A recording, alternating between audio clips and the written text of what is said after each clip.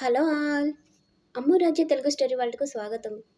ఈరోజు కథ శ్రీపతి లలిత గారు రచించిన 'నీకోసమే జీవించు' కథలోకి వెళ్ళబోయే ముందు పిల్లలకి ఇవ్వాల్సిన ఆస్తి ఇచ్చేయక్క. అది ఉంచుకుంటారా, అమ్ముకుంటారా అనేది ఇక వాళ్ళిష్టం. నువ్వు దానికి కాపలాదారునిగా ఉండొద్దు. జీవించినంత కాలం హాయిగా ఉండు. నువ్వు తిను, నలుగురికి పెట్టు. ఎవరి సంతోషం కోసమో కాదు అక్క. నీ తృప్తి, ఆనందం కోసం. నీ కోసం జీవించు. నువ్వు కూడబెట్టిన డబ్బు నువ్వే అనుభవించు. ఆగి అక్క వంక చూసింది శశి.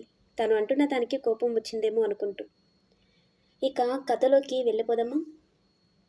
అక్కయ్య, మా వసు కొడుకు పెళ్ళి మీ ఊర్లోనేగా.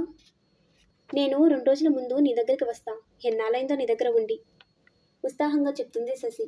అవును కదా, మీ వసు కార్డు వేసి ఫోన్ చేసి చెప్పింది. మరి మీ ఆయన? అడిగింది శశి అక్క ఉష. ఆయన పెళ్లివారితో వస్తారు.